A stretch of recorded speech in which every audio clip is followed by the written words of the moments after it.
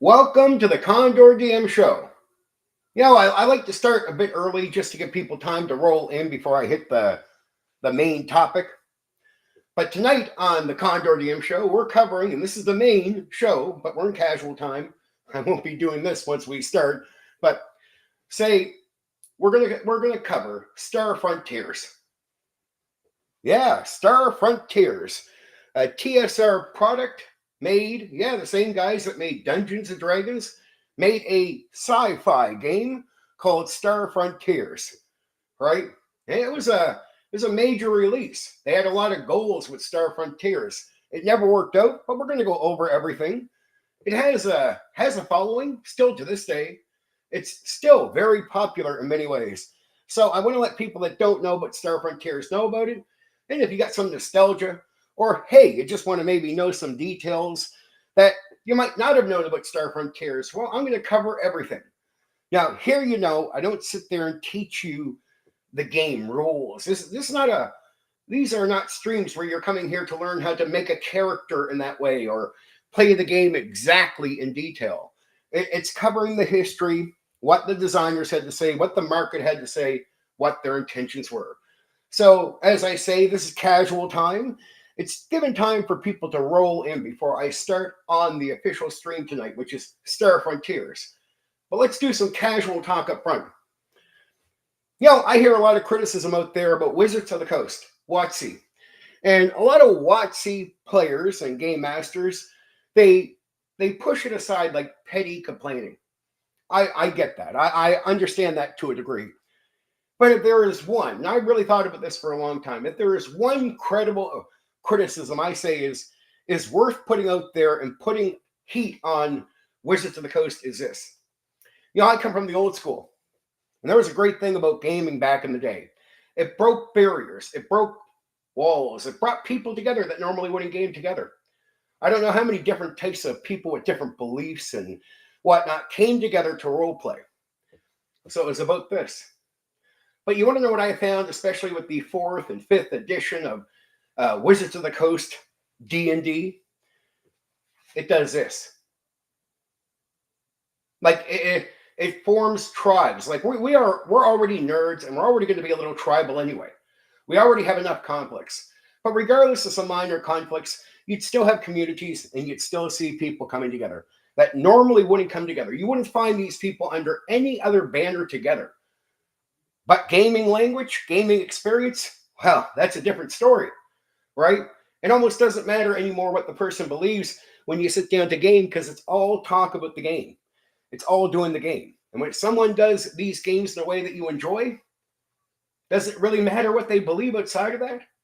Is it going to affect you? Well, no, if they're doing a good job, that doesn't matter, right? And that was a great thing. We'd leave politics away from the table. We'd leave religion away from the table, right? When people would bring these things, they get heat. If you brought your religion and you tried to push it onto the gaming, you'd get heat. If you brought politics, you'd get heat. Oh, and there is Black Rose. How you doing? Good. I'm glad you made it for this one. This is Star Frontiers, and always good to see Black Rose here. Had a great interview last night with GM Cody, right? Really felt that went well, but like I asked people, because I want to improve. I'm still semi-new to the interview thing. Like I've only done so many. So if you guys, because I really want to spotlight the people coming on. Like I'm a YouTuber. I already have all the spotlight I want. I don't need to use that time to spotlight more on myself. I got myself covered, no worries. And the whole channel's about me. I talk about myself all the fucking time. I don't need to bring people on for an interview so I can talk more about myself. Really silly outcome of that, right? Well, it's not start time. I decided to start a little early to let people roll in before I officially start. I'll start at the right time on the topic Star Frontiers. So I just noticed that sometimes when I start, some people roll in a little bit afterwards, and then I almost feel the urge to want to repeat some stuff. So this way, at least it gets some people in here and ready for when I start the topic. And then when I start, we're good to go. So this is just some casual time where I'm talking a little bit away from that, talking about the GM Cody thing.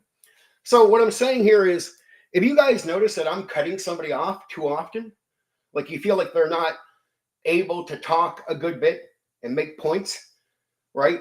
I do cut off to get some questions in there, and I think are going to better what the person is saying or bring another detail into what they're saying, not to really cut them off and break too much of a rhythm. And I understand from talking to people, they get into a rhythm, and some of their best statements and best points can all happen within that. That's the reason I sometimes have a hard time focusing on the chat when I'm talking to people, because I can get right into it. And I know when you're talking to people, even in an interview, it comes across better when they know you care and you're paying attention. Like, you're not just, oh, what are you guys saying while they're talking, right? So I want to give that energy off to the person I'm talking. Like, I'm focused on you, dude. Yep, I'm listening to you, just like the audience is. So I'll try my best in the future to make sure when there's breaks maybe between questions, to stop and get some of these comments up and respond to some of the commenters. Last night I was sharing a bit, but it's just adjusting, because I bring it when I go to do those interviews. I'm really focused on the person, and I can get right in there and then get on to a long speech. And I'm like, man, I'm listening because there's another reason I'm listening. There might be other questions, right, that I can come up with just from listening. And I'm an old school game master. One of my things is, for my players, I focus, I zone in. And it's a habit I find myself with the people I'm bringing on to interview. It's almost like that player mentality. Like, they're coming in and I'm focused on that person because I know the player wants me to care about what they're saying. And I know it's really important to be able to listen to people. It's something I'm actually good at, but I can get so zoned into listening to people. I can see chat going up, but it's like, Another thing is, sometimes I don't want to focus on chat where I think it might affect the person talking. Like, they're on a rhythm. And I know some of the best points you can hear from people, some of the best thoughts they have, is when you don't cut them off. Like, at a certain point, you let them go, right? So it's like, hey, I could stop and respond to what somebody is saying on the side, but it can cut that off. Now, I notice some people leave some of the chat to the side. I don't want to do that. I do want to involve you guys in what's going on. I'm trying to come up with a system where that is more effective, right? I noticed a flaw. So I'm working on that. But if you do notice things like I'm cutting off people too much, my aim is to improve. I'm not here during those interviews to spotlight myself, right? I don't got that much of an ego where it's something I need to focus on, right?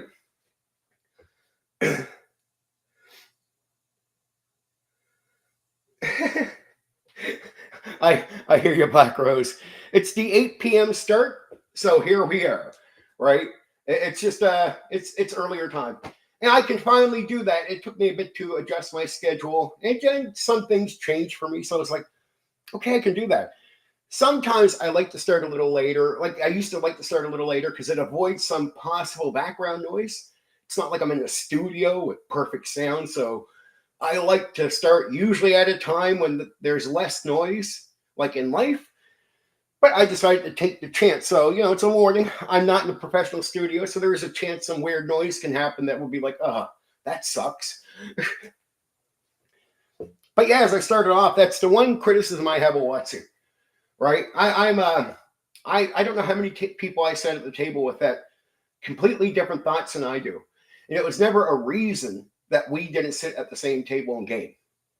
And I agree with a lot of the ways people look at criticism about WotC. It's petty, the WotC people will think. And I'm like, I get that. But if there is one credible criticism, they have to admit, and it's quite obvious, that on top of nerds already being a little tribal, Wizards of the Coast has spiked that to an extreme, right? So I feel like they really have driven a wedge between people in a way I've never seen before. And it's nice to see some individuals break through that, but it's individuals, not like a good amount of people. And so there's bubbles of conversations within the hobby, where in reality, a lot of us could be able to come together because there's similarities, there's things we all sort of know. There's little gimmicks that are true in general amongst all games and all gamers in the tabletop role-playing game hobby. And it would be a lot nicer if we could talk about those things together instead of this group talks about it over here, this group talks about it over here. Because you get things where people go, I come up with something new, and because it's so tribal, they have no idea that thing has already been taking place. the whole time. I think the best example is the Jeffro Johnson in the Bro OSR.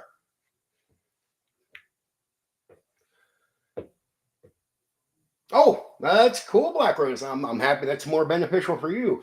But yeah, Jeffro Johnson and the Bro OSR, I only pick on them. It's not to be too critical here, but just true. They say he brought something back from the past, and they come up with these ideas for it. I'm like, no, that's all been going on consistently right up to the time you claim to have brought it in. But we're so tribal that I think there's a good chance Jeffro had no idea what he thought he was reinventing or bringing back in was already being, like, it was active all the decades that since these ideas were introduced. They have never went away. And people were doing things like shared worlds, characters, players have, some creation power over dungeons and influence on what's going on, and one-to-one time. All of these concepts and in the same package together has been continuously ran by people, practiced. It's nothing new, still going on to the hobby right up to the day you meet Jeffro Johnson claiming, hey man, I got an idea I brought from the past. It's like, yeah, but what about the other groups that are actively doing it as you're claiming to bring it back, Jeffro Johnson? Let me guess, Jeffro. Well, either you don't know about them or you're lying, right? So the Bro OSR, the entire movement, is made up on this idea that this new thing has been brought into the world of gaming, but it's not new at all, and it's been actively happening the entire time. So they've introduced nothing new to the tabletop role-playing game hobby. And that's why there's certain people out there that will criticize and say, you claim to have brought something new, but you didn't. And I personally know for sure, because I know actual people that are doing it, and I actually know real people that were actively doing everything they claimed to do at the time, right? Where I'm at, we have a con every year that's like average 15,000 people. We have a massive gaming community down here. I know all kinds of guys that still to this day are in groups of like 150 people, and they do this weird fucking community gaming where it's all about shared worlds, one-to-one time. Players even make the factions, and they can make some of the dungeon work and all this. And that's all been going on forever. So it's like, hey guys, did you know that's happening? No? did you know that was happening as Jeffro Johnson was saying? He had the new idea? No? All right, it's officially start time. Time to focus on Star Frontiers. And of course, we start at the birth. The birth of Star Frontiers. When people talk about TSR science fiction RPGs, Star Frontiers is the one that actually became the company's dedicated sci-fi role-playing line. It appeared in 1982, during a period when TSR Inc. was aggressively expanding beyond fantasy after the explosive success of Dungeons and Dragons. The early idea, TSR wanted a sci-fi RPG. By the late 1970s, TSR realized something obvious. Fantasy RPGs were selling extremely well. Science fiction was booming. Star Wars, space operas, pulp, sci-fi. TSR had no strong sci-fi RPG line competing with games like Traveller from 1977. TSR had tried experimental sci-fi products, Metamorphosis Alpha, which we talked about from 1976 by James M. Ward, a generation ship sci-fi dungeon crawler, essentially D&D on a spaceship. But the game was not true spacefaring sci-fi, wasn't a true spacefaring sci-fi universe. It was still very much dungeon exploration with mutants. TSR wanted something broader. Multiple alien races, interstellar travel, blasters, robots, starships, a setting designed for campaign play, not just dungeon crawling. The goal led directly to Star Frontiers.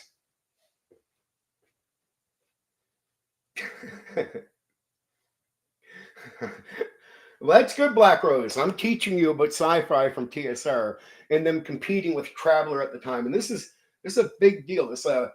It has a cult following. It's sad because they really tried to make this a pillar of their company.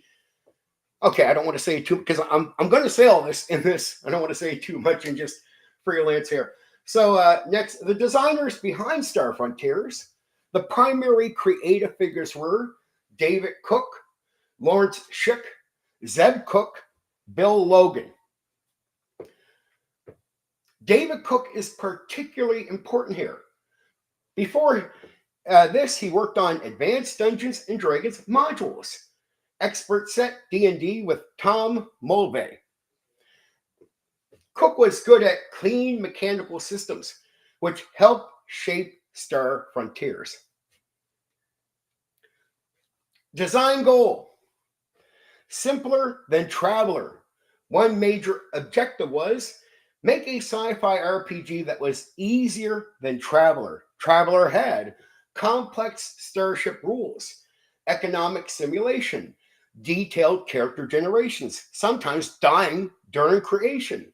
TSR wanted fast character creation, action-oriented gameplay, clear combat mechanics, accessible for D&D players. So Star Frontiers used a simple percentile skill system. Core mechanic: roll percentile dice, D100, versus skill chance. Example: beam weapons, skill 45%. Roll 45 or lower equals success. This made the game extremely approachable. So it's not D&D in the rules. This is a very simple way of going about it, right? But that's to attract you, and that's to compete with more complicated games like Traveler. They're hoping by simplifying it, it first gets their own customers to cross over easier, and also looks at the customers for games like Traveler and say, here, we had this, but it's an easier time. Why not? That's a way to try to compete with your competitor. The setting: the Frontier. The official setting became known as the Frontier. It was a loose coalition of planetary systems controlled by a multi-species alliance called the United Planetary Federation, UPF. Playable races included the Drolocytes, rubbery shapeshifters; the Verusk, insectoid traders; the Yazarians, gliding warrior primates; humans, of course. This mix of alien species made the setting feel closer to Star Trek, classic pulp fiction, rather than gritty, hard sci-fi. The main villain, the Sathar.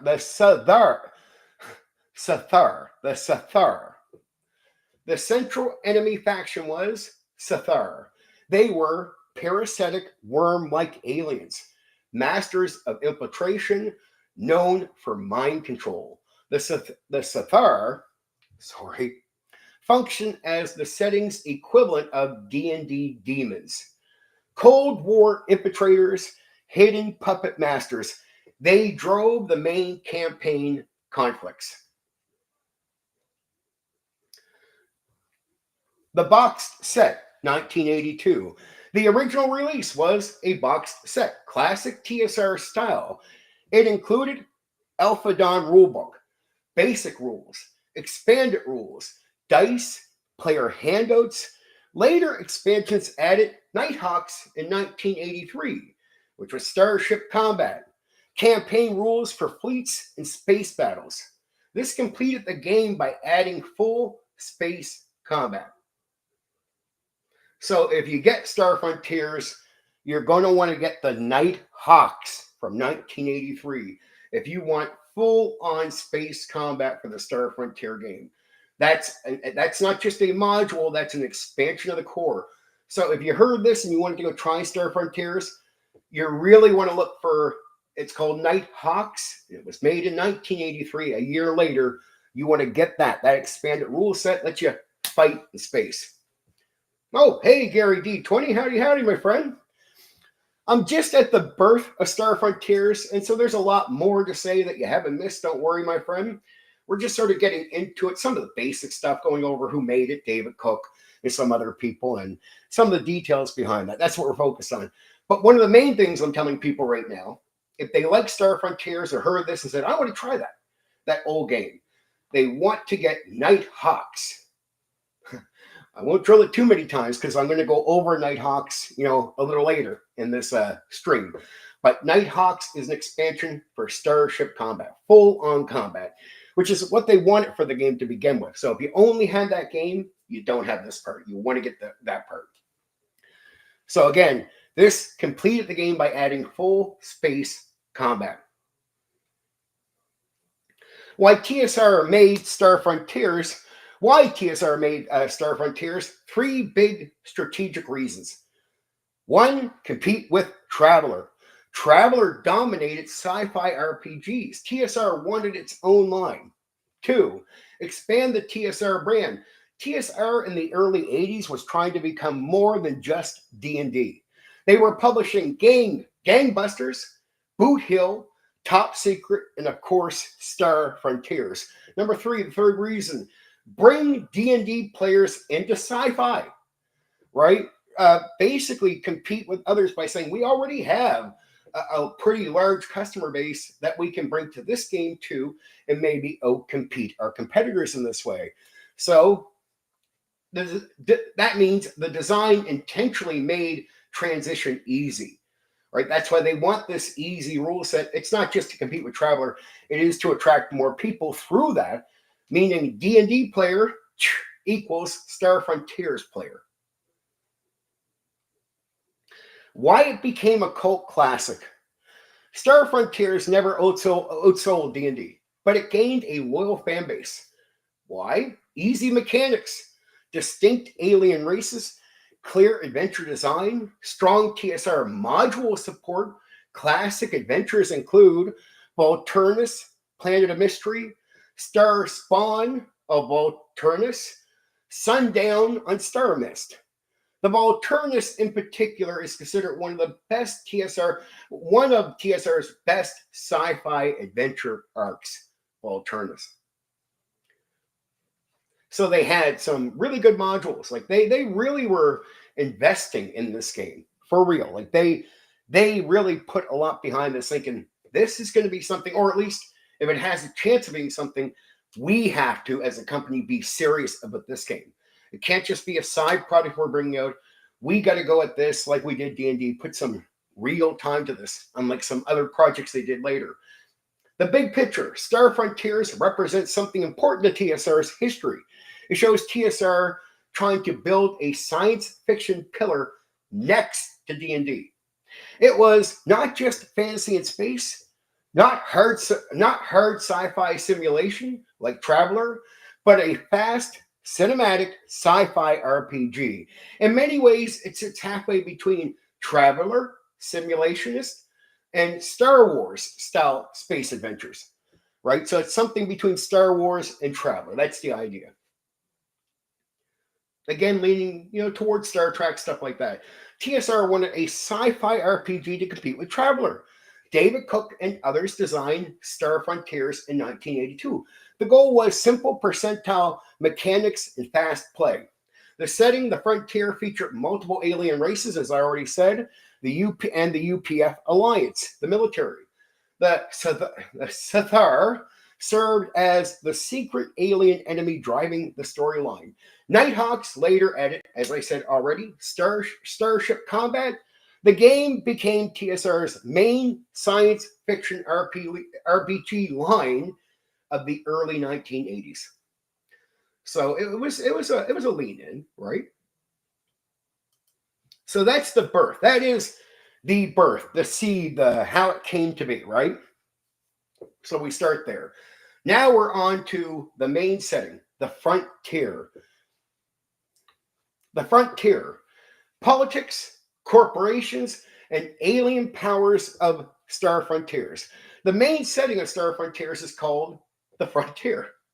It's not a massive galactic empire. It is a young region of space being explored and settled, where multiple alien species cooperate but tensions and rivalries constantly threaten stability.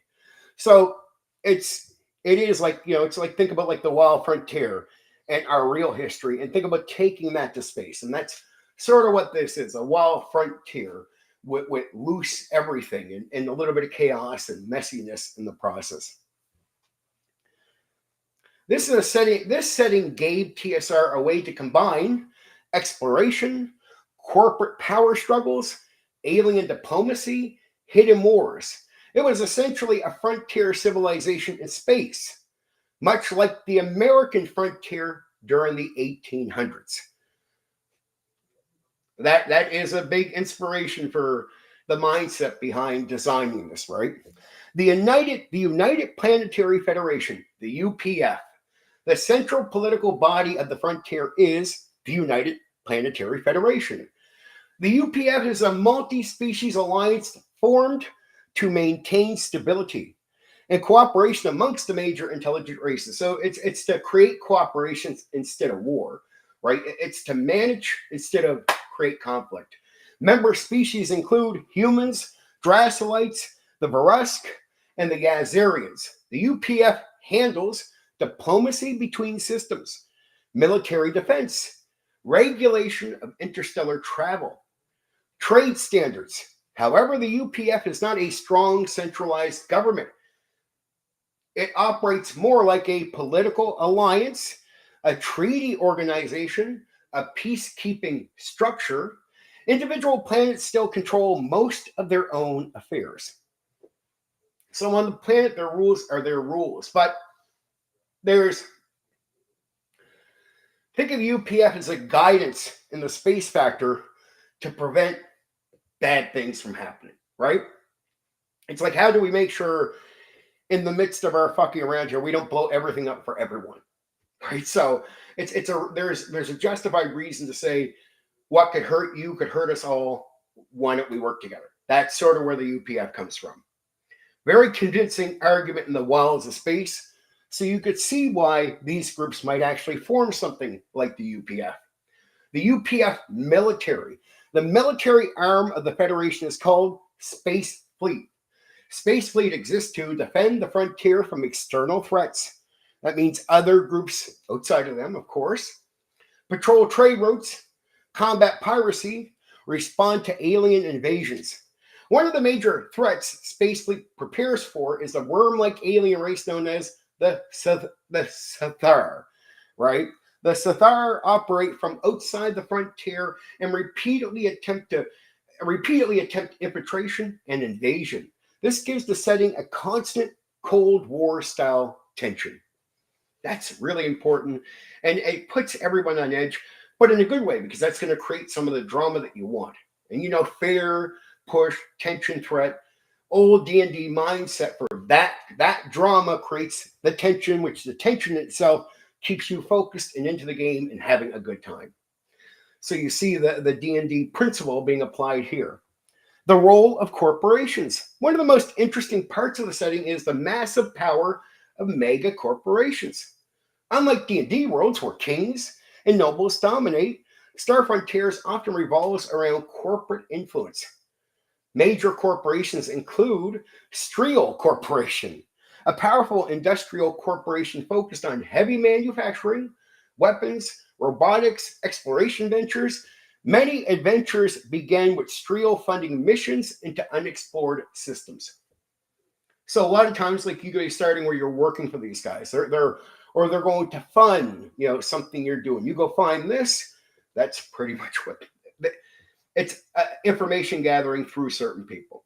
Pan-Galactic Corporation, the largest and most powerful mega corporation in the frontier. They specialize in high technology, robotics, starship equipment, advanced computers, big pharma. Yeah, that's a funny thing for sure. Black Rose. No, these are going to be people that are screwed up, but it's no different than kings and nobles and their corruption. So yeah, of course, when you hear corporations, you think corruption, but they're a perfect, in my opinion, sort of replacement for the corruption you think in kings and queens and nobles and people like that, right? Pangalactic is often portrayed as extremely influential, sometimes rivaling governments, right? Uh, then there's the Cassadine Development Corporation. This corporation focuses on colonization, planetary development, resource extraction. They are reasonable. No, they are, sorry, I apologize. They're responsible for turning newly discovered worlds into economic centers. Wartech, another company, a military contractor specializing in weapon design, defense systems, military vehicles. Wartech supplies equipment to both Starfleet and private security forces. So a lot of the equipment you might have might be that company, right? Corporate rivalries. The mega corporations compete aggressively. They fight over mining rights, trade routes, uh, technological patents, colonization claims. This creates constant adventure hooks, corporate espionage, sabotage operations, security contracts, exploration races. Players often work for corporations intentionally or not. So sometimes you wouldn't even know, but what you're doing is going to benefit that company regardless. This adds a cyberpunk like layer of intrigue inside of a space exploration setting. So, like in D&D, you wouldn't be always working for the king or something. Here, because a lot of the potential adventures, missions, and things you would do for gaming are going to be so tied to the corporations, given the way they worked them in here, it's hard to get away from somewhat aiding them or working for them, or them somewhat always being involved somehow in what you're doing. The major alien species. Star Frontier's aliens races were designed to feel very different from humans. Humans in the frontier represent expansion and colonization. They are often the most politically ambitious species. Dracolytes are strange, rubbery life forms capable of changing shape.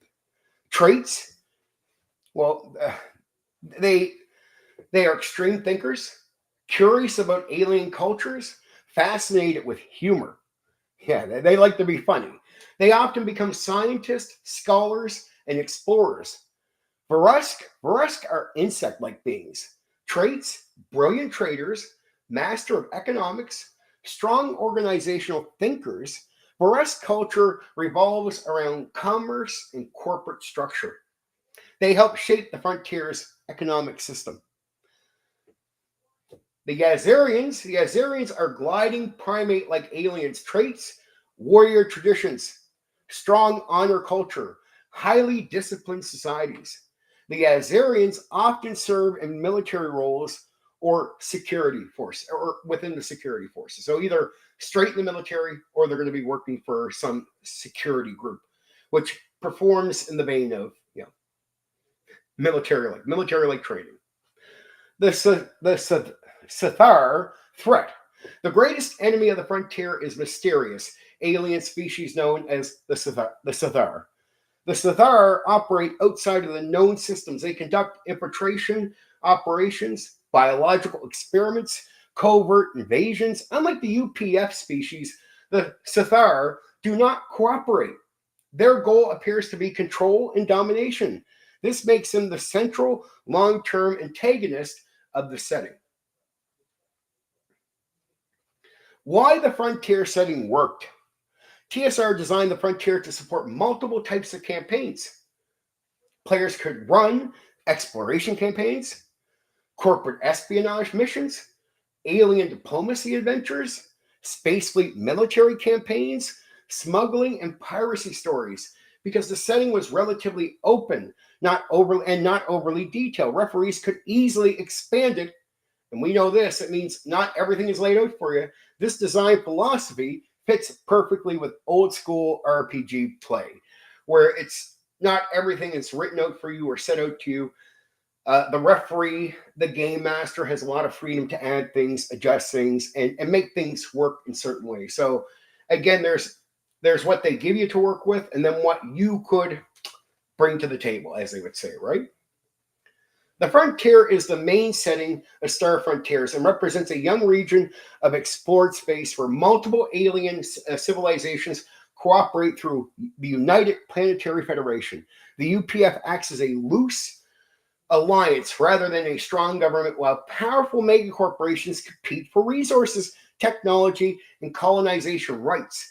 Major alien species like the Dracolites, the Varesk, and the Yazarians each bring different cultural strengths to the alliance. At the same time, the mysterious Sithar operate outside of the frontier, secretly attempting to infiltrate and conquer the region.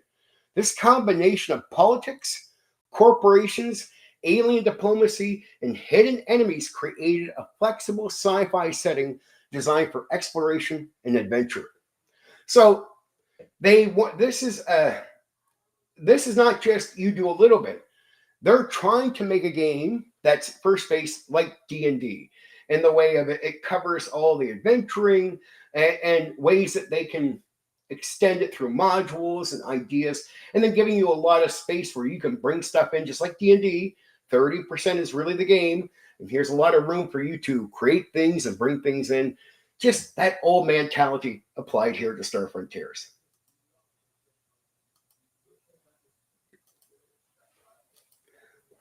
So, there we are.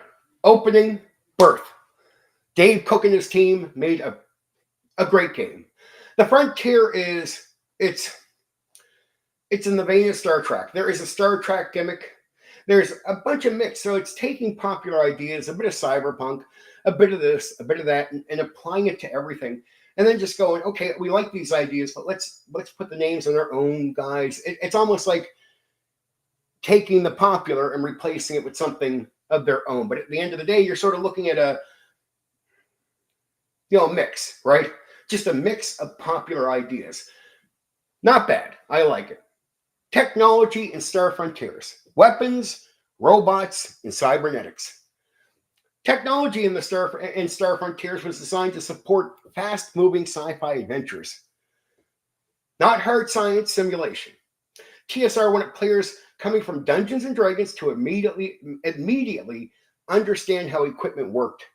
So they don't, again, this is all about simplifying the game. So everything is, you can pretty much pick it up almost right away, understand it, and go. So they want D&D players to get this, right? So instead of extremely detailed technical systems, the game used clear categories of futuristic gear.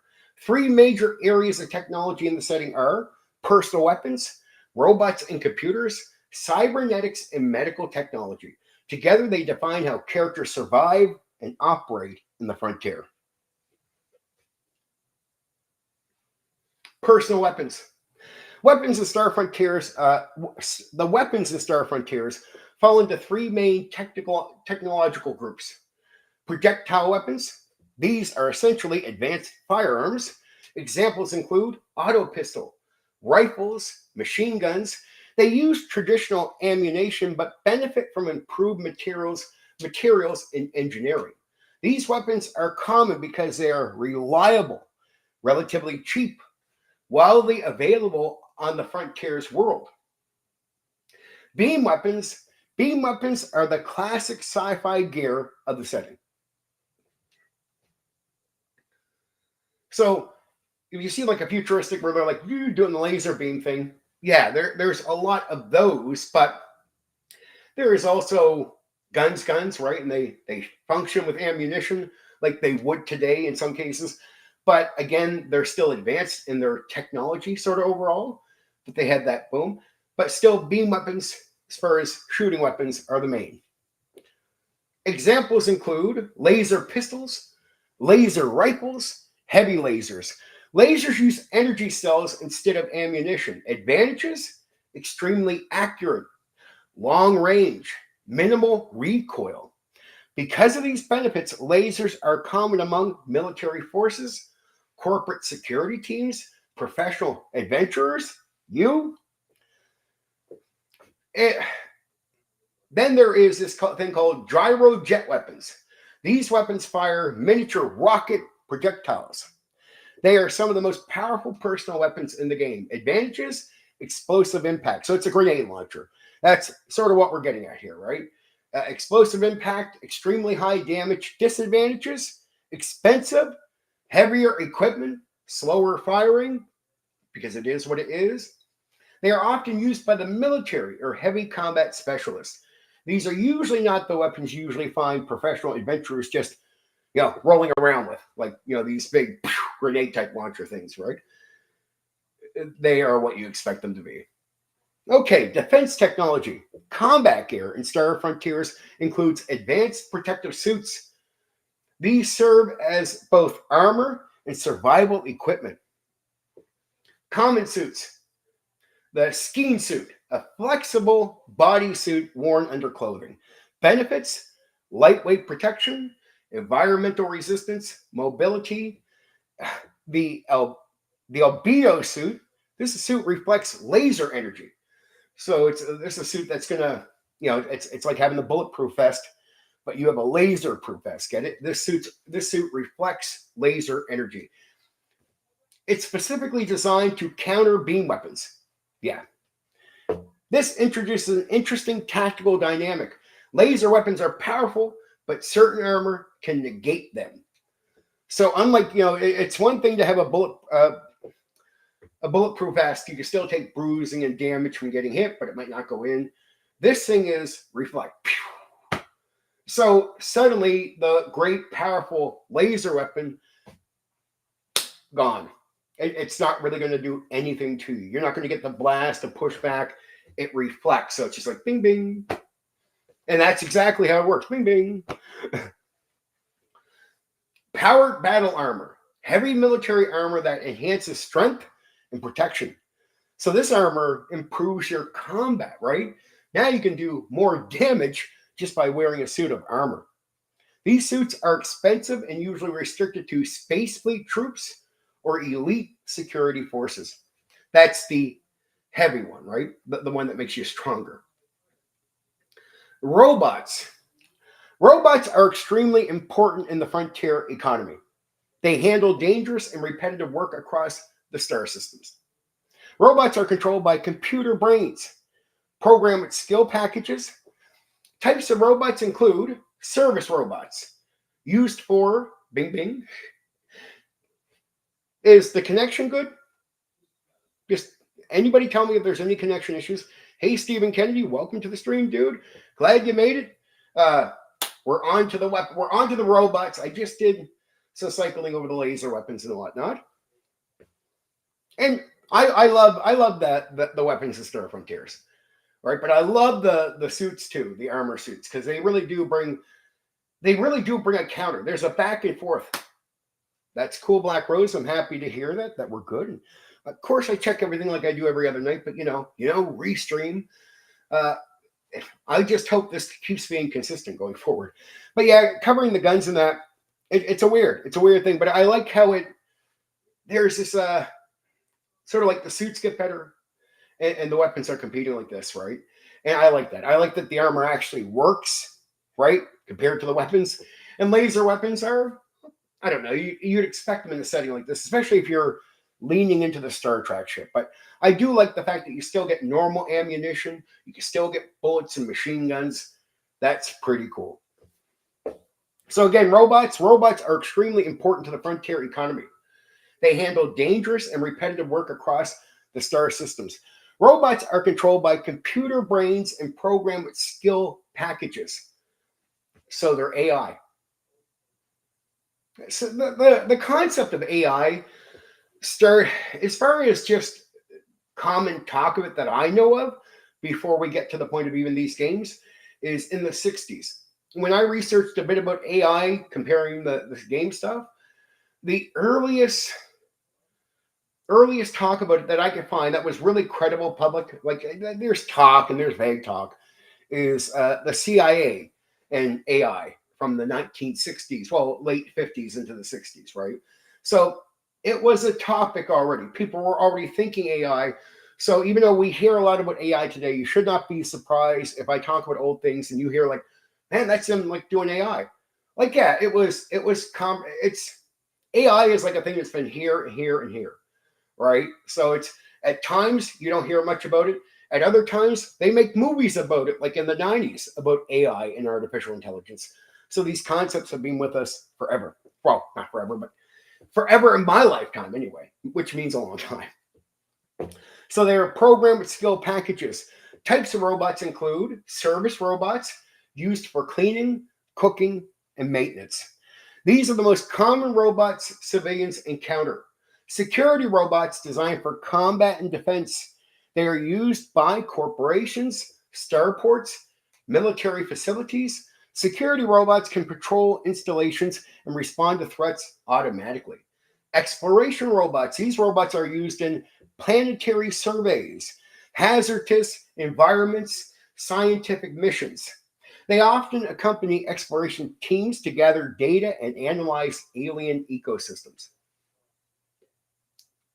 So, I mean, when they went sci-fi, they really linked into some of the cool stuff here. Like, there's a lot of sci-fi games out there where I'm like, but they were trying to do a D&D. They're trying to make popular things like laser guns and robots. I love Star Frontiers. I love the concepts anyway from Star Frontiers. A little weird on the easy gameplay. I sometimes I could feel it that you could do more with it, but I still like it anyway. I like the ideas. Now, here we are, computers and artificial intelligence. Computers in the frontier range from small portable systems to massive installations. They manage robot control systems, starship navigation, security networks, planetary infrastructure. Although intelligent computers in Star Frontiers are generally not fully independent AI rulers. So they're not data, right? They're more like when you're walking around the Star Trek ship, you're like, hey, computer, could you tell me this? They're that. Yeah. But you're not meeting data. This is not data, right? They are powerful tools, but still controlled by organic species. Still fully programmed. They're not fighting for a personality in that way, like Data was in Star Trek. Cybernetics. Cybernetics exist in the setting, but are rare and expensive. They include artificial limbs, neural implants, sensory replacements. Most cybernetic technology is used for medical rehabilitation, restoring lost abilities. Unlike cyberpunk settings, Star Frontiers does not focus heavily on body modification culture. Cybernetics remains specialized medical technology. So they didn't explore it like cyberpunk does, right? It's still for really basic stuff in many ways, instead of something that becomes a major piece of the society or the culture in any way. Medical technology. Medical science in the frontier is extremely advanced. Common technologies include body comp, a personal health monitor worn by many characters. It tracks physical condition, injuries, environmental hazards. Med kits are portable medical equipment used to stabilize injured characters. So healing is a thing, and to a degree, it might even be a little bit more convenient than D&D, right? Med kits. They allow field treatment during dangerous missions. Advanced hospitals. Major colonies possess medical facilities capable of rapid surgery, right? So it speeds up what we would know from the real world. Like, oh, you go through this, how long does it take? And then how long does the healing process take? These facilities they advance the time it takes to get all these things done. So it's all done quicker. You can go through the process quicker. Cybernetic implantations, advanced recovery treatment. So it's all about just healing medical. So in these big hospitals, this is where you're going to get your cybernetic, implant. This is where you're going to go through these advanced, I said, recovery treatments. So it's speeding up what it takes to get the job done, treating you, doing the mission, doing the operation, and then you will be out of there quicker. So in the real world, if it takes 3 months, here it might take 3 weeks. Technology and adventure design. TSR designed technology to create interesting tactical situations. Examples include laser weapons versus reflective armor, like we talked about, robots malfunctioning or being hacked. Yeah, that's a thing. Corporate security systems protecting secret facilities. Instead of overwhelming players with technical details, the game focused on tools that drive adventure scenarios. So instead of making everything really complicated and hard to understand, they more focus on, okay, let's make this easy, but let's really put some more complicated thought into what creates the adventure ideas. Basically, they want to make sure that you feel comfortable with this game as you do with D&D to make adventures. They don't want this to be a one-shot game. There's a lot of games out there where TSR, I think, realized some people pick them up, they play them once or twice, and that's it. And they had discovered a secret sauce with D&D. D&D was one of these ones where the continuous repeated play was a very important thing. And a lot of designers, a lot of game designers want to get that. That's a very important thing because it keeps your community around for when you bring out a new edition and new products. Because if you don't have people repeatedly play, they might go elsewhere. And then if you bring out a new product, who knows if they're going to pick it up if they're not going to continue playing your game? And who wants to pick up extra products when they might only play a game once, right? So that was in their mindset of Star Frontiers is going to be D&D, and the idea that you have all the tools needed for the repeated play like you do with D&D.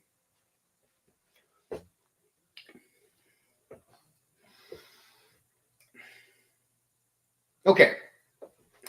Why this technology style worked. The technology in Star Frontiers strikes a balance between classic pulp science fiction, playable RPG mechanics. It avoids the complexity of simulation-heavy sci-fi RPGs. Instead, it emphasizes, like Traveller, it emphasizes exploration, action, survival on alien worlds. This made it easier for fantasy RPG players to jump into science fiction campaigns. And they want it to be easy. They want the campaign to be where you put your real investment. So making the characters easy, playing the game is easy. You're not going to do too much thinking. But man, we know you might have a hard time coming up with ideas for adventures and that.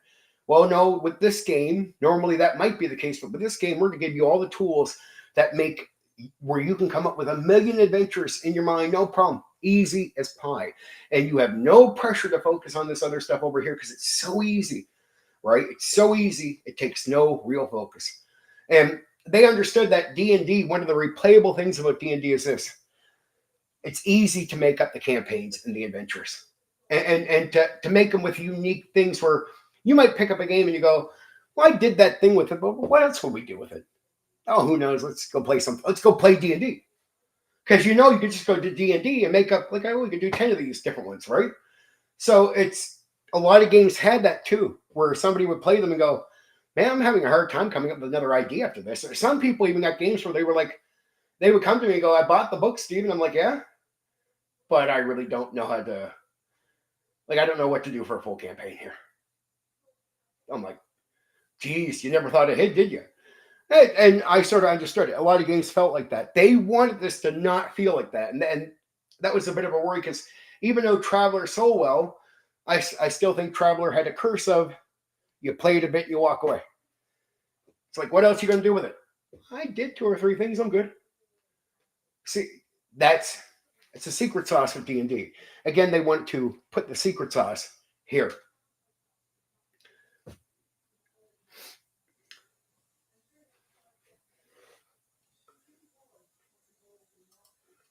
Okay. Let's talk about something I talked about earlier in Drill. The Nighthawks expansion. This is a serious thing. If you have Star Frontiers and you don't have this, in my opinion, you don't have Star Frontiers. Right? I actually think Nighthawks is such an important expansion that it should just be considered outright core. And I'm sort of sad that at one point that wasn't just packaged together as selling together. Because it's weird to see this come out later. Because I really felt like Nighthawks should have been something that came out just with the game. Just because it is Nighthawks is, see, in Star Frontiers, you don't really got all the rules for starship combat and space warfare, right? And this gives you starship combat and space warfare. Better than some of the other games, in my opinion. A little bit better than Gamma World. I think this gets it right. Oh, yeah. Yeah, it was around Beckme. Beckme is so beautiful. Beckme is so fucking beautiful. I'm a second edition guy, and I feel something for that game. Like, there's so much heart in Beckme. There's so much experimenting in Beckme. And there's so much guys that just put like some of the best ideas in D&D hit through Beckme before it hits AD&D. It's the experimental testing phase of original D&D. To me is like a test. Beckme is like, okay, we did a sort of start to see what the audience says. Now we're going to personally test, and we're going to test because it's almost like Beckme was we do want a core D&D thing, but we still don't know what it is. But we have a better idea from the customer base. Now let's take that back, our reviews here, and start doing Beckme with some new people, some new mindsets, some new ideas, and make whatever D&D is going to be in the future. And that was Gary's idea. Beckme wasn't the thing, but he said, from what I heard from him, the things he said about Beckme was the final stage before whatever Dungeons and Dragons was meant to be. I still say there's nothing wrong with Beckme as it is, but let's not get off too far off Star Frontiers. Star Frontiers is, again, competing with Traveller, leaning more towards Star Trek than Star Wars. It's meant to be made in that way, but it doesn't want to be Star Trek in the vein of you're on a spaceship and you got to understand Star Trek. It's the exploration side of Star Trek, out into the wild unknown type of thing, right? That's what Star Frontiers is. But Nighthawks is so important. When Star Frontiers first launched in 1982, it had a big limitation. Yeah, that's why I say it should have been packaged together. I don't know why this came out later. There was no real starship combat rules. It's like, wait, we got a game where all this is really important to the game. It's obviously it exists. You're writing about where the setting is. All these things are real. How do we use them? We don't know. Players could explore planets, fight aliens, and deal with corporations, but space battles, the thing people expect in a sci-fi RPG, were missing. So I don't know. This is one of the drop the ball moments for TSR. I'm like, but again, they brought out Nighthawks a year later, so at least we got it. And they did get complaints about this, which is why we got it, I think, for sure. TSR fixed this in 1983 with Nighthawks expansion, which added full rules for starship construction. Pretty cool stuff. Tactical space combat, fleet battles, so you could do war, not just a ship versus ship. Military campaigns. Nighthawks effectively completed Star Frontiers, the game. It's like I said, if you don't got Nighthawks, you don't really have Star Frontiers. That's my personal opinion there, thrown in. But that's what a lot of people said, so I think there's some accuracy. And the company gave in. The company was like, by making this, to me, it was like saying, yeah, you're right. The two combat systems. Nighthawks actually introduced two different systems for starship combat. This was smart design because it allowed groups to choose the level of complexity that they wanted. So they actually had like two different systems you could use. One with a bit more complexity that could do some really cool things, and one a bit more simple. And you got to have both. So narrative starship combat. So again, this was smart by design. It allowed groups to choose a level of complexity that they wanted. Narrative starship combat. We'll start there. This system works like regular role-playing combat. The referee runs space battles using skill checks, weapon attacks, descriptive actions. This version is quick and cinematic. Now, it's sticking to the simplicity of Star Frontiers.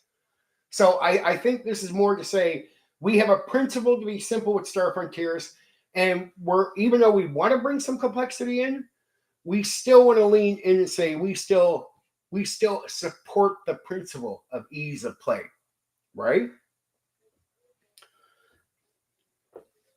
It works well for small encounters, pirate attacks, dramatic escapes. This keeps the RPG flowing without stopping the game for heavy mechanics. Tactical starship combat. This is where we get into the details. The second system is full tactical wargaming. Of course, you're going to get some wargaming in there. It's the D&D company, not wargaming. It's just the mindset. It's some principles from wargaming. It's not wargaming. It's just principles from wargaming. It uses hex maps, counters representing ships, movement rules, firing arcs, ship maneuvers across the map, much like naval or air combat games. So it's taken some of those principles from actual wargaming, and yes, they applied here. And why not? Gary was a wargamer, and if you separate some of the basic ideas from wargaming about this stuff and bring some of those principles here, it's cool. There's nothing wrong. It works here. It isn't wargaming, but it just takes some of the ideas and some slim parts of the gameplay and then makes it kick ass in this. I actually don't mind this kind. How I used it was I would use the first bit, the theater of the mind, mainly for smaller battles, right? But because friends asked me to, and I'm not a fan of this stuff, but we did do the fleet battles, the bigger combat stuff with some chips. We like had our hex map. We wouldn't use miniatures. I didn't use miniatures, but we would use smaller things to represent the ships, move them across, and do that. Yeah.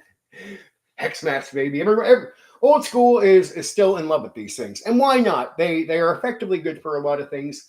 Hell, again, you don't even need the miniatures; just the map itself. Get a couple little pieces, and you can go. I'd use it for bigger combat for this game because my players really got on me for doing that.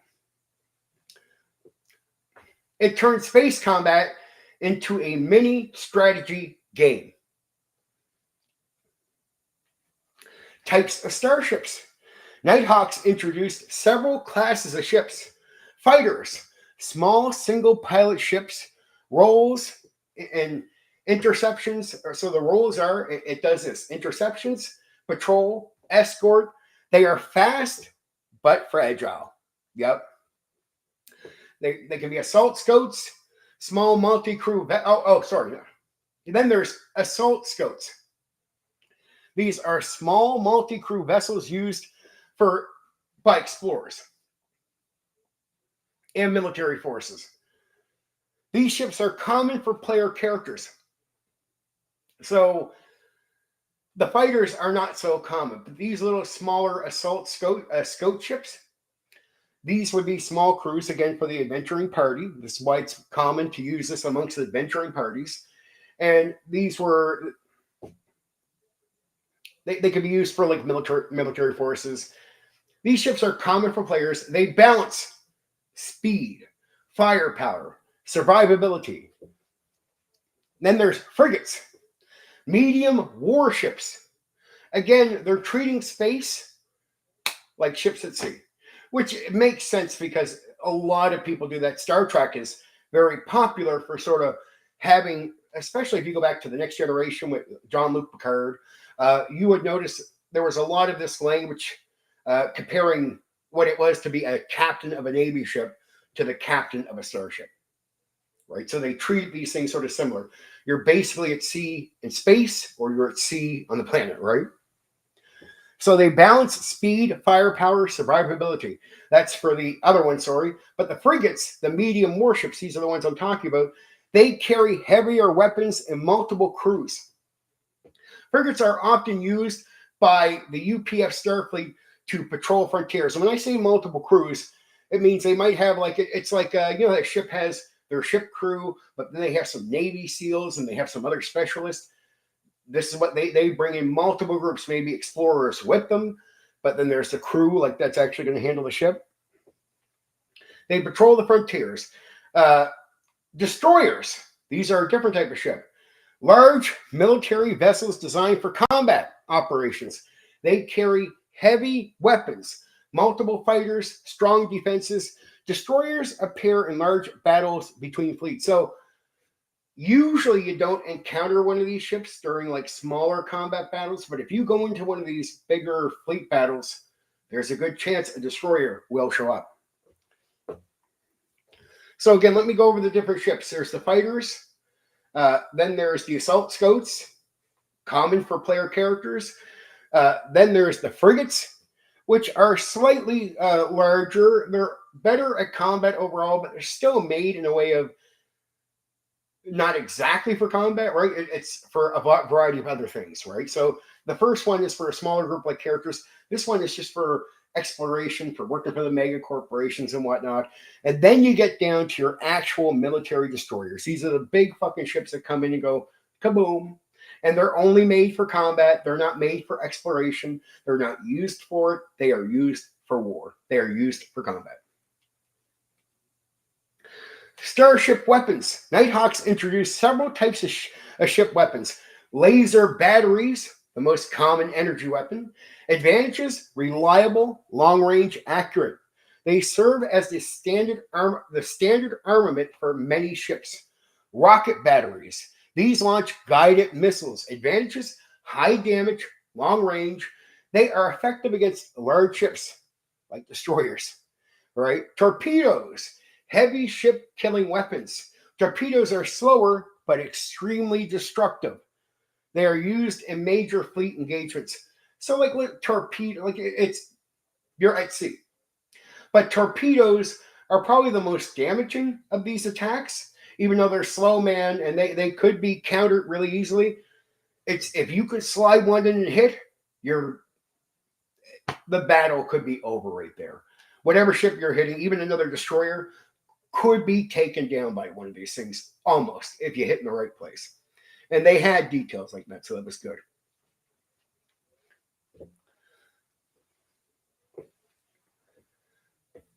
Defenses and countermeasures.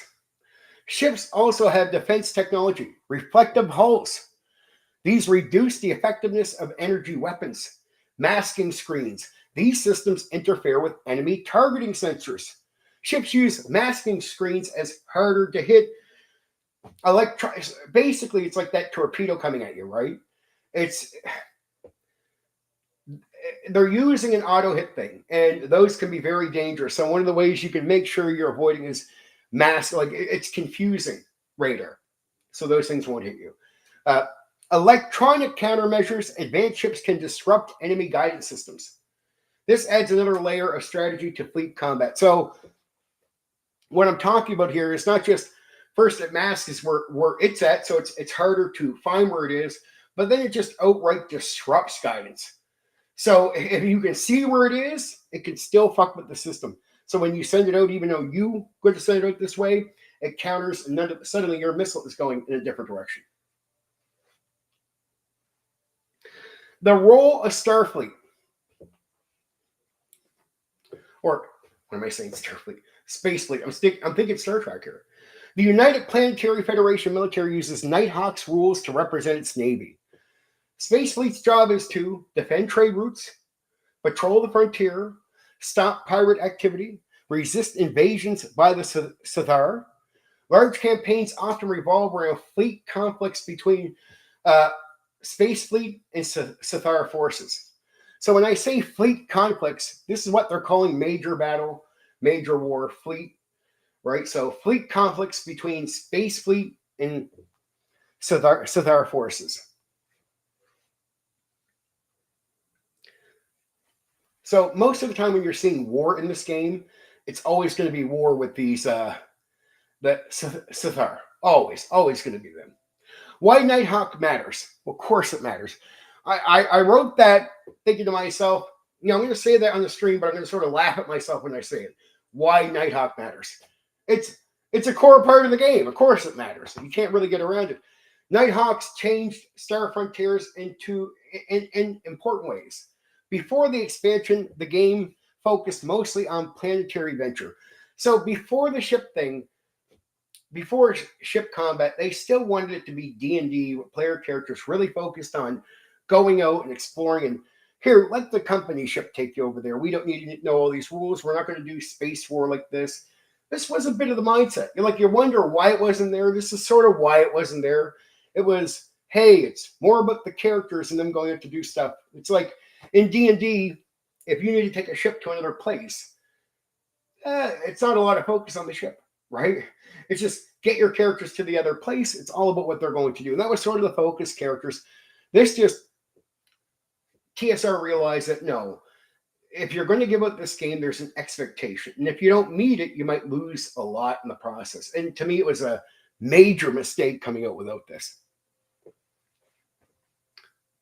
After Nighthawks, players could run campaigns involving starfighter squadrons, fleet warfare, pirate hunting, escort missions, space exploration voyages. It expanded the setting from planets to entire star systems. So it just made it where, first off, you might be characters on a ship going for a mega corporation being dropped off to do something to. Now you can pretty much have your own ship, right? The Assault Scout, right? There is a ship made for most groups. Now you got your own ship, and you can really travel from one place to another instead of always being tied to this, that, or the other thing. So in a way, it expands options and ways to avoid a normal starting point, because a lot of times you're starting only for the corporation. This way you can somewhat get away from that. Wargaming DNA. The wargaming DNA. Nighthawks clearly shows TSR's wargaming heritage. The tactical system resembles traditional miniature combat. Maneuver matters. Fire arcs matter. Ship positioning matters. This allowed players who enjoyed strategy games to experience naval-style warfare in space. Like I said, it's all treated like it's out at sea, right? So that was Nighthawks. To me, it's... I to this day, I got what they were doing. They wanted it to be adventuring with the characters focused. Do we really need to care about spaceships? But it's like, dude, if this is all about making money, yeah. And it just shocks me to this day. Like, nobody expected this was going to be a complaint from customers. Like, hey, man, I got Star Frontiers. Let me check. What the fuck? And it's almost like they knew right away, because it only took a year for the whole thing to come out. Like, understand, when companies react to this stuff, it could take like 2 years for an expansion to come out like this. But the heat was so on TSR that they understood. It was like almost like day one players went like, oh man, great.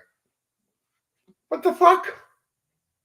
You have no spaceships? That's the way I felt when I first read it. I even said, like, my friend was teasing, like, he got the book Star Frontiers. He's showing it to me before I decide that I'm going to get the stuff myself. And I'm like, I get halfway through it over a weekend, and I'm like, dude, I called him. He's like, what? I'm like, I'm not running this fucking game.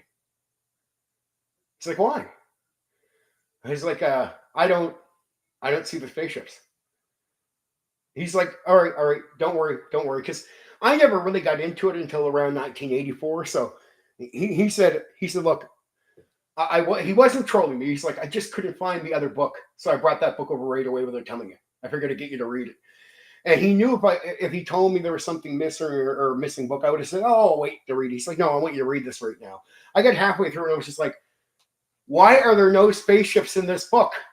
Like, in that way, right? For combat. I'm like, and that was the thing. I understand where people came from, because I expected it to be there. He agreed with me. When he read through it, he's like, I like the ideas, but yeah, where is it? But Nighthawks did make up for it. At least the company got out to it right away and went, okay. It just, to me, it was a little bit of a piss off. I'm like, this is going to feel like a money grab. And it did for a lot of people. I heard a lot of people complain, go, you mean I got to pay for the fucking spaceships? Yeah. It's like a bad DLC. Like, imagine you bring out a game, it's like, we're up in space, we're going to do this. Okay, cool, man. I'm going to get some spaceships. No, you got to pay for the DLC to get the spaceships. What are you trying to rip me off? I bought the space game. And so, yeah, a lot of people did accuse them of money grab, but it wasn't really a money grab. It was just them stupidly fucking up. Just stupidly fucking up. So we're at the Sithar, the evil race. Why the Sithar are one of the TSR's most underrated villains. And I really do believe this. I really do believe they were so valuable to Star Frontiers. right? They're almost beyond the characters. They're the second stars of the show.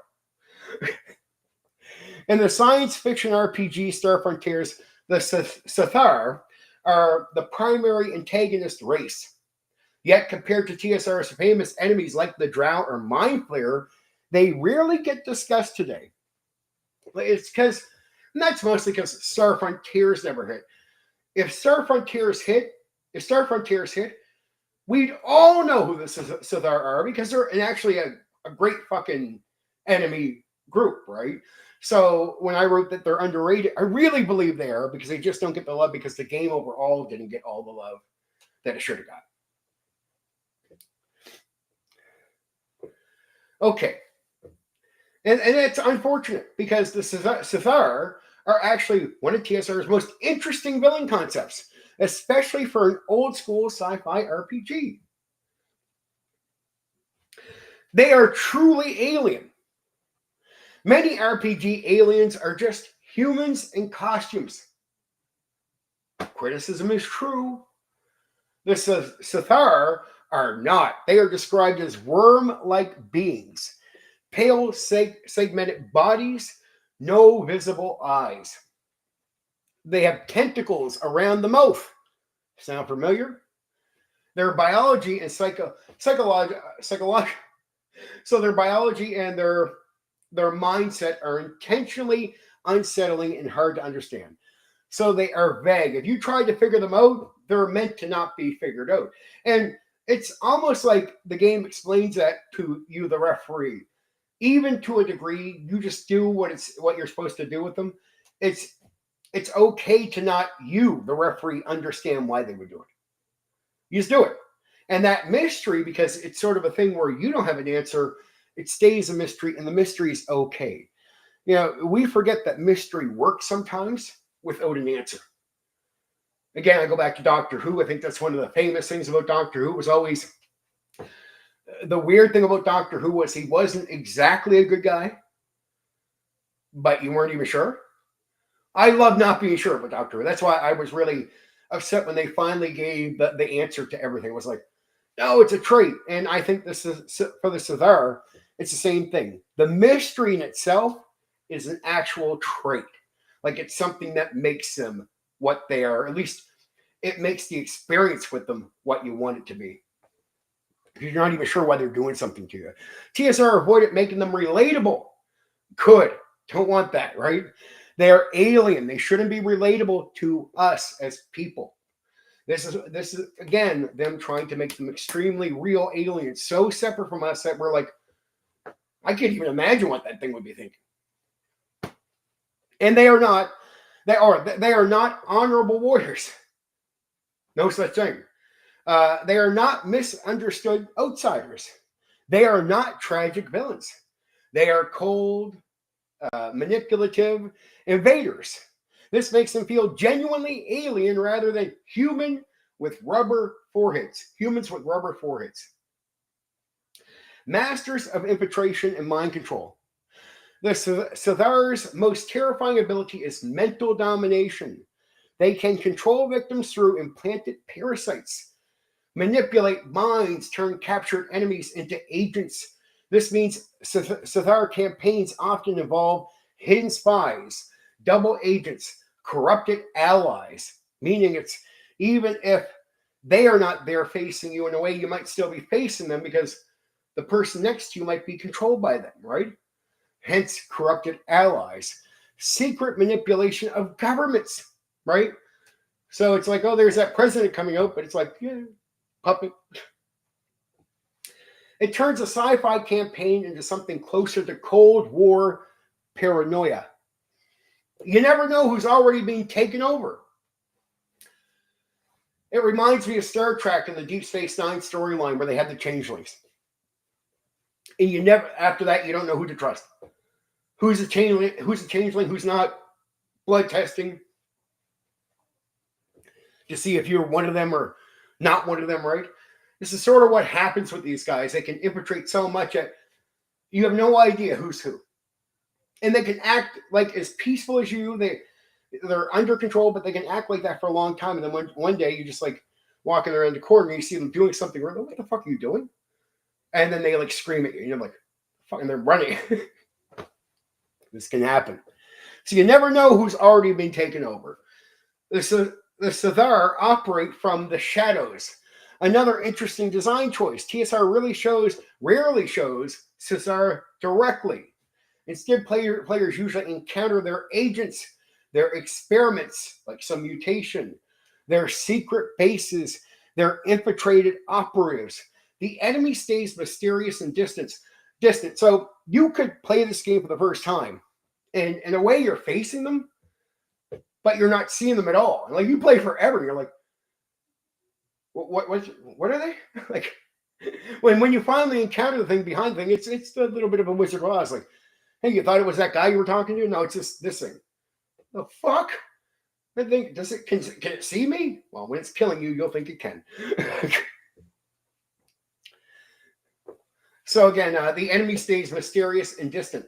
This builds tension. The Sithar become lurking threats behind events rather than monsters you just fight in every session. Interesting. In a way, you're fighting them even when you're not fighting them, right? So it's like their extension to you. Just think about the person you're meeting, like it's like they have a fist that extends across the world and goes in your face, and you don't get to see them while they're doing it. They fit perfectly into old school adventure design. Old TSR design loved layered mysteries. This is Sithar work perfectly for this because they create local problems, investigation, discovery of hidden manipulation, larger conspiracy, example structure, a mining colony collapses, evidence suggests sabotage, investigation reveals controlled agents, behind them, Sithar infiltration. They've never been captured before. So that's the thing. Even though it depends on many games, they've been captured in people's games. But yeah, I hear you. So let's go to that example again. So example structure. This would be like, say, some setup with encountering them. A mining colony collapses. Evidence suggests sabotage of that collapse. Investigation reveals controlled agents. Behind the controlled agents, mind control, is the Sithar, and they're infiltrating, right? This style of villain encourages exploration, investigation, not just combat. So exploration and investigation, not just combat. There are sci-fi equivalent to they are a sci-fi equivalent to the classic D&D villains. You can compare them to the famous fantasy enemies. Sithar shares traits with mind flayers, tentacles, mind control, and alien intellect. And tentacles. Drow, secret plot beneath civilization. So again, Drow are very secret in what they do. So you can see the elements of these creatures and demons. Hidden corruption spreading through societies. So from mind flayers to Drows to demon, think of this as Sithar like having all three of those brought together to have a crazy deformed baby called these guys. But the Sithar combine all three ideas, like I said, into their framework. They represent biological horror, secret infiltration, imperial conquest. They drive the best Star Frontier adventures. Many of the strongest Star Frontier adventures revolve around Sithar activity. The most famous example of this is, as I said earlier, the Volturnus Planet Mystery or Planet of Mystery campaign set, right? And that storyline explores crash on Volturnus. Alien civilizations are discovered. The Sithar are secretly preparing an invasion. Players slowly uncover truth and ultimately confront the Sithar operation in space. So it is all about encountering them, right? The adventure is set around what these guys can do. So all the things I've been talking about, of course, that adventure plays into it, and it does it well. Like it actually hits it out of the park. So it's actually a really good adventure to try, right? I played in it. I never ran it myself. What I ran was homebrew, right? But the guy who actually lent me that Star Frontiers book, he ran that set, the 3 sets for that adventure. TSR intentionally kept them mysterious. Like I said earlier, one of the smartest decisions TSR made. Agreed. I really agree with that. And that's what they believe. That's what the market believes. That was a really smart move for that race. They never fully explained the Caesar civilization. Many key questions were left unanswered on purpose. Where is their homeworld? Who knows? How large is their empire? Who knows? Why are they invading the frontier? Who knows? What motivates them? Who knows? This ambiguity lets referees expand the threat into their own campaigns. Because I can just bring it in and go, yeah, they're here to kick ass. Why? Who knows? If I need the tension, they're there. And you'll be like, why? Who knows? Right? Old school design often works best when the GM fills in the blanks. Yes, it's so true. And the Caesar were perfect for that style. Hey, I don't know what to do here. Fuck it, the Caesar. Get in there, man. Get in there. Go. They were perfect for that, right? Why they are often forgotten. Despite being a strong villain concept, the Caesar are rarely discussed today. There are a few reasons. Star Frontier was overshadowed by D&D. So Star Frontiers it took a backseat. Instead of being something to compete beside it, but on a different thing, it stayed in the shadow. It stayed, behind D&D. Most TSR discussions focus on fantasy settings. This game line ended early. Star Frontier stopped receiving major support by the late 1980s. No modern revival. Unlike D&D Monsters, Caesar never got a large modern reboot. Because of that, they stayed locked inside a smaller fan community. It's true.